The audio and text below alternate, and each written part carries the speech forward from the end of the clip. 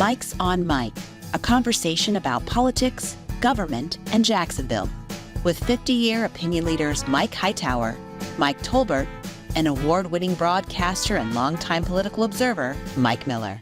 Welcome to the 27th episode of Mike's on Mike. Hard to believe that we've gone through 26 different episodes, but it's really been great, and we've got much more to come.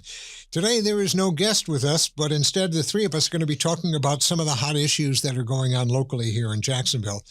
Mike Hightower is in North Carolina. Mike Tolbert is at his farm. I'm Mike Miller, and I'm here in studio. And, of course, this show is brought to you by our friends at the Jacksonville Historical Society, which is located in the Jacksonville History Center. We'll have more on that a little bit later on.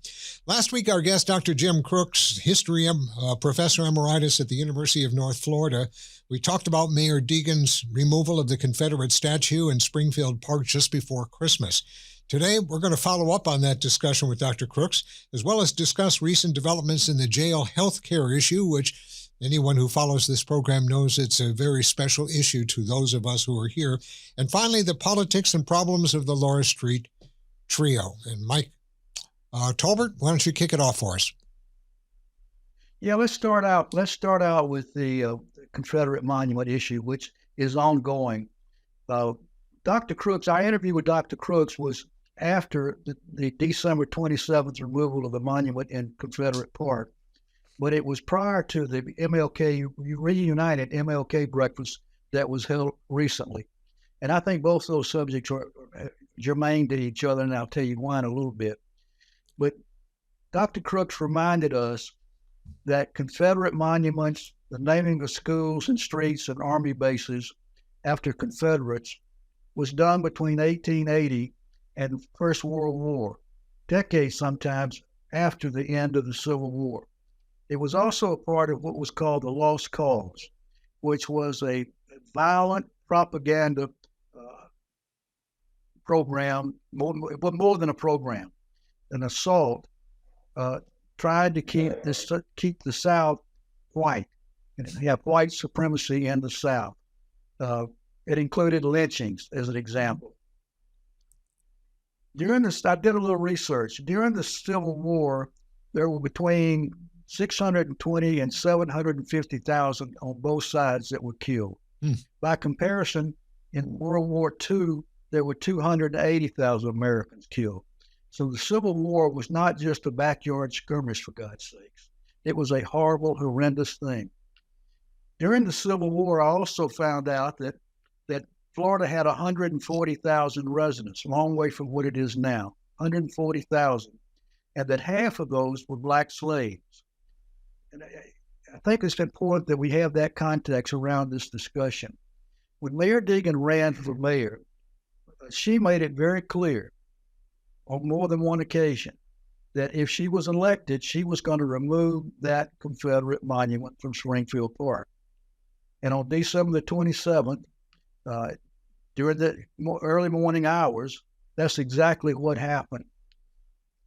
Representative Dean Black, a Republican who's also chairman of the Duval County Republican Party, anticipated, because she promised that during her campaign, anticipated that she was going to somehow try to follow through on that. So last November, Black introduced a bill into the legislature in Tallahassee that would retroactively punish any elected official who participated in the removal of a Confederate monument.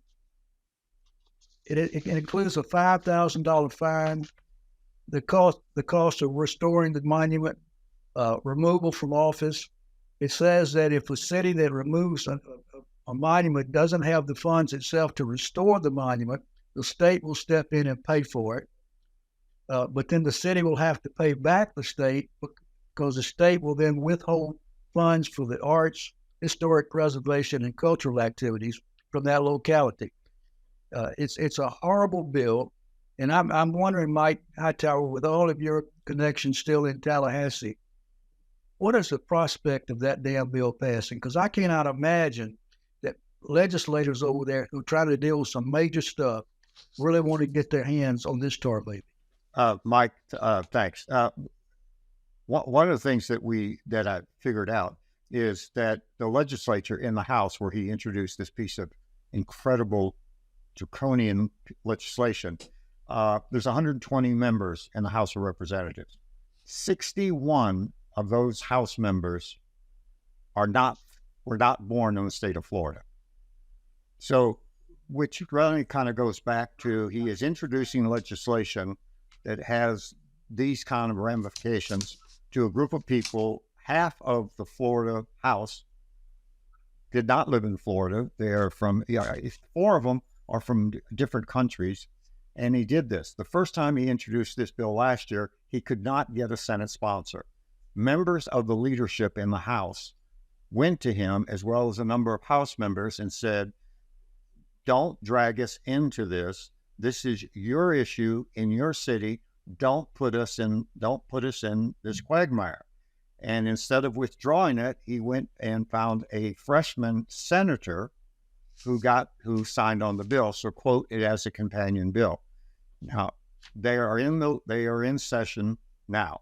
My understanding from some conversations, the bill is not going anywhere. However, the members of the committee in which this bill is going to be heard are not happy because they do not want to address this. They believe it's a local issue. And in this day and age, they think it is inappropriate. And a couple of them have said, quote, does the idiot just is he got a tin ear, or does he not understand what he's causing for all of us, but how it's going to look for the state of Florida? So that's where we are. But for him to do this one more time, it's going to put Jacksonville in the middle with a big black eye on us, no pun meant, because he's doing something that the Florida legislature does not want to do. Period, paragraph. I don't think the people of Jacksonville want to do it either. I don't think the people want to do it.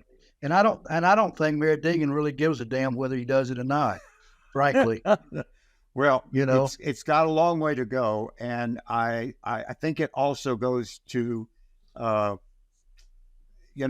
a delegation that puts up information like this or bills like this. And when the leadership is against it, then it puts any other legislation that our delegation from Northeast Florida wants to advance, it puts it in jeopardy for something, because of the rest of people say, we're not going to go along with it. It's a collaborative effort over there. It is partisan. They have a supermajority of the Republicans, but I can tell you from what I'm hearing from as of last week, they don't want to touch this with a 10-foot pole, and they do not understand why the chairman of the Republican Party is doing it. This is coming from Republican members themselves. By the way, I've always thought that Dean Blagg was a big empty paper bag with a big mouth. So, but other than that, I'm not going to editorialize. This issue, this particular issue, unfortunately, is not going to go away. As we're taping this, the city council is meeting with the general counsel to discuss the general counsel's opinion that Mayor Deegan had the right to remove that statue without their permission or authorization from the Historical Society. So it's not going to go away anytime soon. And going back to the MLK breakfast, Mayor Deegan spoke that morning, and she addressed the removal of that statue. She said that symbols matter. And I want you to, I want to show that video. I want us to watch that video, but I especially want you to pay attention, not just to what she said, but to the reaction of the 2,000 people who were in the audience. Let's play that video. Yes, we finally took down the last Confederate monument in Jacksonville.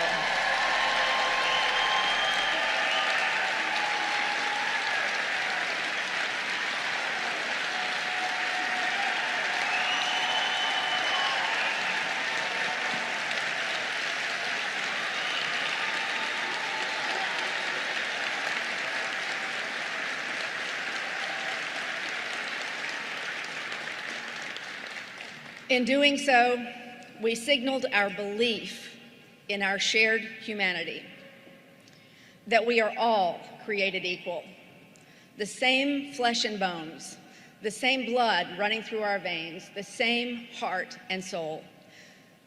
This was not in any way, an attempt to erase history, but to show that we have learned from it, that when we know better, we do better.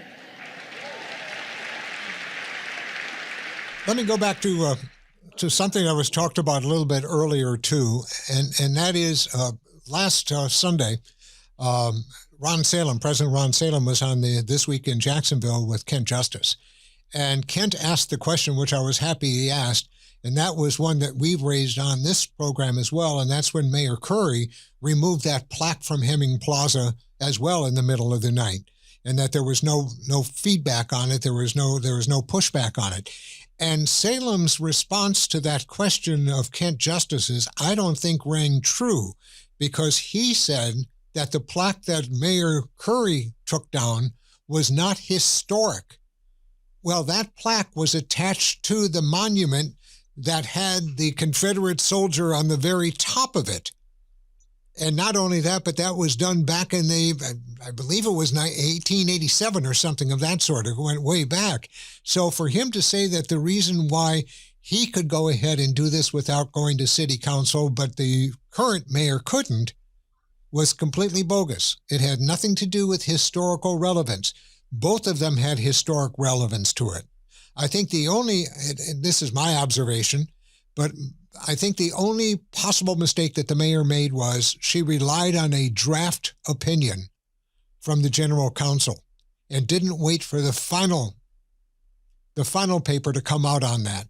So I'm glad that city council is going to be talking to Michael Fackler about that. But even with that, she may have been a bit premature wanting to get that done, and she may have wanted to get this done before the Martin Luther King breakfast, too. And I don't know, Tolbert, you would know more about the timing of political activities, but does it not seem like it was interesting that it was done just a week or so before the actual MLK breakfast where she knew she was going to be speaking about this?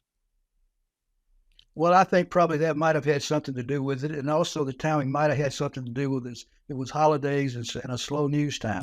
Okay. And I don't think she was trying, I don't think she did it in the middle of the night or early morning hours because she was trying to keep it a secret. I really think, she came out of the news business. Right. And I'm sure she had a 100% understanding of what taking that statue down like that was going to do, that I was going to be played out of the press. Right. So I don't know. I don't necessarily disagree that it was premature. I think it's interesting, as I understand it right now, what the city council is trying to argue, or what the mayor's office and the general counsel are trying to argue. It's sort of like the same thing apparently that Curry was arguing, that, and I don't know exactly how this goes, but there is some lack of historical significance by the statue in Springfield Park. Now, I don't know how that's way over my pay grade, but I think that's part of the argument. She could move forward like she did without having to get, for instance, the Historical Society or whatever it is, Historic Preservation Board, to approve or disapprove of it. So I think that's part of their argument. It doesn't have that historical significance to have to get it authorized. Let me play Mike Tolbert for just a moment. Can we start talking about the jail inmate health issue? Yes, sir. Let's do it. Who's the curmudgeon now? Go for it. Go for it. Oh, we have a new curmudgeon. My God. Miller of the curmudgeon. Well, curmudgeon light. I'd say curmudgeon light. The big news about the healthcare this week was, one of the things being is the police memorial building possibly being moved to the Florida Blue building in Riverside, which I think is an interesting idea. It's not a new idea, guys. I mean, my parole officer wanted to do that a long time ago because he could keep up with me when I was over there. It's a relatively new idea, but the parole officer still follows me around. But what do you guys think about that? Is that a good location? Initially, I've got to say that I wondered about it and wondered whether or not the Riverside merchants and Riverside residents would find that to be a little distracting or disturbing to have the police memorial building there. But on the other hand, you guys, when we talked about this offline, said they're going to love it because of all the police presence they're going to have in Riverside as well as that whole area. So all of Brooklyn. So what's your thinking on this? I think it's a great idea. Mike Hulbert, as he mentioned when we had this discussion, that whole area it's going to just bring our men and women in blue right there. The other thing that will make that much easier is that when you think where the Florida Blue building is located, it is going to be so much easier for the cars to get to either I-10, I-95 and move, because when you're downtown and you're trying to get out of downtown, I mean, they still got their red lights or blinking lights, they can get out, but they're going to be close to major intersections and be able to get out on to the expressways much quicker and to the bridges and everything like that. So I think it's an upside. It's an upside. Go ahead. I do. And I think going back to something Hightower said on there in our conversation, there are going to be a lot of new people over there in that building that are going to be having breakfast and lunch. And we know police like to eat. They're going to be shopping over there. Some of them are probably going to move into the area if they can afford it. So I think it's an upside, and it's not like moving the jail to Riverside. No, it's not like that at all. That's it's like moving distinction. An office complex. Yeah, it's not like moving the jail. Although they will be going in and out more than just a regular business does. But I don't think it's going to be a downside at all. Maybe I'm wrong, but I don't think so. No, there's an upside. I can tell you, having spent more than 20 years in that building, it's a great building. But the location, both for access to the expressway, but I think for the neighborhoods, I think people are excited about it. It's going to be a real plus all the way around. Now, the healthcare issue is quite another issue. Apparently, the costs that have been associated with that have gone up, actually, ever since we got the NAFCare. NAFCare is the new private company that administers healthcare for the inmates. But that price has gone up apparently because of all of the transfer that must be done over to UF Health, because they don't have the medical facilities at the jail in order to take care of these inmates.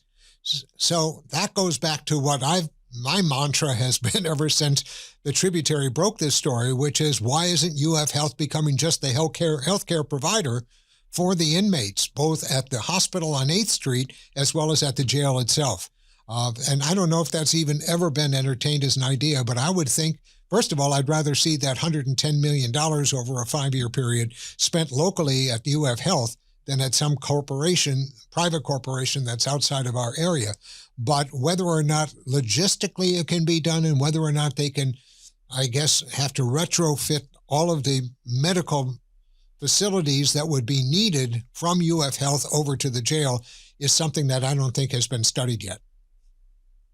Comments? Well, one of the things that's come up in the discussion about building a new jail is that it include an infirmary. Yes. So that those inmates won't have to be moved over to the hospital. But I'm like you, Mike Miller. It sounds too good. I mean, why wouldn't UF Healthcare take over medical care at the jail for several reasons? Like you've said before, they already receive a hell of a lot of money from the city annually. $40 million. For indigent care. They're already taking care of inmates who need hospitalization. Why wouldn't you just go ahead and put them in charge of it? And especially if you put an infirmary in a new jail. Yep. Because then they can do it all right there. The other thing it would add that we're not getting from our folks over there who run the jail is transparency. If you give it to USF Health and it's our taxpayer money, we're going to know how it's being spent and if it's being spent efficiently. And right now there is no transparency at all coming out of the jail. I don't want to change the subject, but this has got to be for a future episode. Did you see about, and Mike Tolbert, you'll really be interested in this, but the new bill that's also been introduced for this session that apparently would waiver more public record requests and not allow the public to see more records? Oh, God. You're kidding. Oh, This has been mission creep for the last 5 years. They've slowly taken away the government in the sunshine and the public records requests and what are allowed and what is not going to be allowed. Study that bill, and we've got to do a program on it because it's very important to the First Amendment rights that the media has and must have in order to keep government accountable. But that's for another show. that's I didn't know that, Mike. That's amazing. That's for another show. I'm not surprised. No, neither am I. Good God. Yep. Okay, Not good. Let's move to the trio here before we run out of time for the day. Where are we on this? Whoever wants to jump in, Tolbert? We're at a standoff. Where are we on this? They're in the standoff. You know, we had recently, I guess a month or so ago, we had Sherry McGill and Matt Carlucci on with us to talk about the Laurel Street Trio. Yep. And Matt was talking about this solution, I think, that he was going to introduce or was about to introduce into the council that was going to solve all the problems.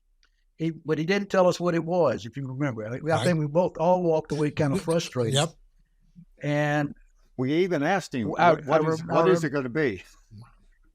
yeah, what is it? Well, it turns out it's the city guaranteeing the loan to the developer, and if the developer is unable to pay back the lender, the city has to step in and make those payments. Correct. Well, that went over like a turd in the punch bowl when it got to the city council, and understandably so. Bye. Well, think about it. I don't think that's that funny. Carlucci had Ken Amaro. He had Ken Amaro on as a sponsor of the bill, Councilman Amaro. This is serious now. Stop laughing. Yeah, this is serious. Then Councilman Ken Amaro withdraws, steps back, and says, "This is a bunch of baloney. Yeah. This is insane." Anna Brochet, the city's chief financial officer, said, "There's no way in the world you can send this kind of stuff up to New York City. We'll be laughed out of the nation." And we said, and I'm talking too damn much. We talked amongst ourselves after that show with Mike and Sherry, and one of us, I'm not sure which one it was, said you weren't sure that Carlucci had the gravitas inside that city council to make whatever his elusive proposal was going to be, get it through the council. And that's exactly what has happened. Rather than vote on it, he withdrew it because it was coming apart at the seams. Yep. And then as a result of all that, Steve Atkins, the developer, has said, well, if we can't get this done and can't find a way to make it happen, the only other thing we can do maybe is just demolish the buildings. Which has set off that would set up an incredible situation. Yeah. Yeah. So it's a standstill. I don't know where it's going to go. I mean, Lord have mercy. I think we were talking about the Laurel Street Trio when I was in the third grade. somehow this has something's got to give here. And I don't know if it's going to. Mike, that was so many years ago. It was only the Laurel Street Duo when you were talking about it back in elementary school. Well, I can tell you when we get, this full circle, when we talk about this historic landmark, that group is, it's part of the rebuilding of the city. And when he said we may have to demolish it, it just started a whole new form. There's no way it can be done because of the process. It is a very complex process. And I think maybe he spoke too soon or he spoke over his skis, but that was not helpful if in fact he wants to try to come up with a solution. The problem that Tolbert said about every day that thing sits vacant, as we all know, it's not good for the deterioration. I have a thought, and I'm not even sure, but these three buildings that we're talking about, this is not the only city that has attempted to renovate historic buildings in this country. To me, there has got to be someone who is an expert in one of these cities, one of these states, that we should be able, or Atkinson hire, to come in here and help us understand what it can be done, because there are thousands of historic buildings all over this country, some that are in worse shape than this, that they've been able to do it. Now, it's a finance issue, but why we can't get cooler heads in the same room and figure out what our options are.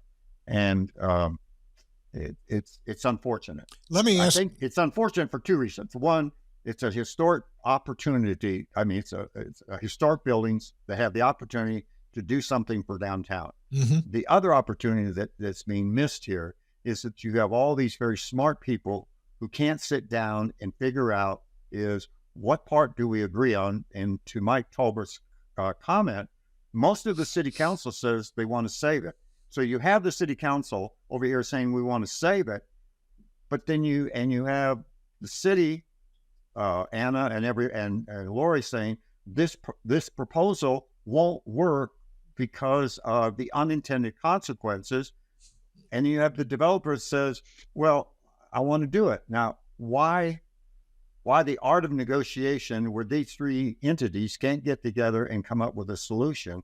But as one of the city councilmen said, which I think for the reason where it was standstill, was he said, this thing is half baked and don't put me in this situation. And it's just not a good reflection on the leadership or the collaboration that we want to talk about. I just wonder if the ultimate resolution of this is going to be that the city just forecloses on these properties with Atkins, and then we just take it over and decide what we're going to do as a city to get this going, rather than leaving it up to the developer who owns it now. I don't think the council I left him speechless. will agree to that. I don't think the council will agree to that. So what's the alternative? What's the alternative to that? Well, there are a number of historic buildings downtown that have sat vacant for decades, just like this, mm-hmm. that other developers have taken over and are moving forward with. But in some of those cases, what makes that possible and this not possible? And I'm wondering, and Tolbert, you've said this yourself, I'm wondering if part of it isn't that the current developer and owner refuses to give a piece of the ownership to others that he would bring in order to raise the necessary funding to do this, without making the city of Jacksonville have to write a blank check, which is what that $22 million ends up being. We don't know what it's going to cost, and we still don't know what it's going to cost to renovate these, because no one's gotten in there and been able to make an assessment of it. So you tell me, is that not part of the problem, where he won't take in any partners? Through this process over the last years, since Steve Atkins has been the developer, there have been some things that are pretty consistent. Most everybody in the world you talk to, that I've ever talked to, will tell you he's a really nice guy. He did do the renovation of the Barnett Bank, yeah, and it's wonderful. So he obviously is capable. They'll also tell you that he loves Jacksonville, he loves downtown, and he loves the Glory Street Trio. But then sometimes you'll hear, but he's not up to this project.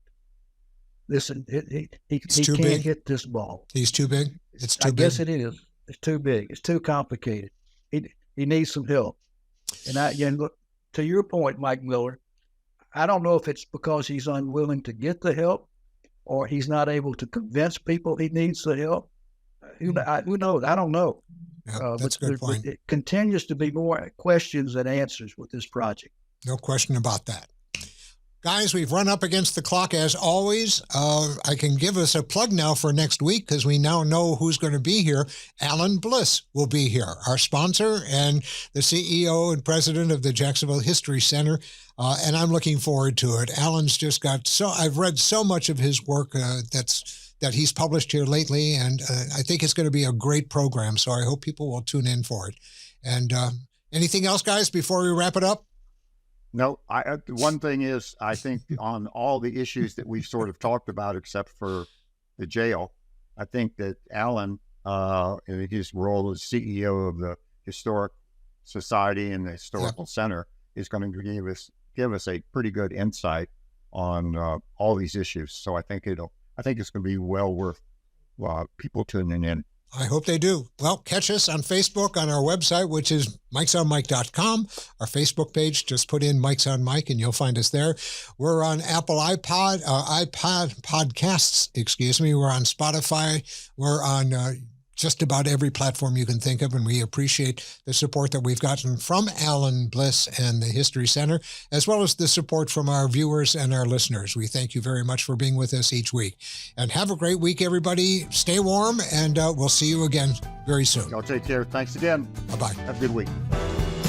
Mike's on Mike with Mike Tolbert, Mike Hightower, and Mike Miller can be found on your favorite podcasting platform, Facebook, and YouTube. Visit the website at mikesonmike.com. Join us next time for more conversation with Mike's on Mike.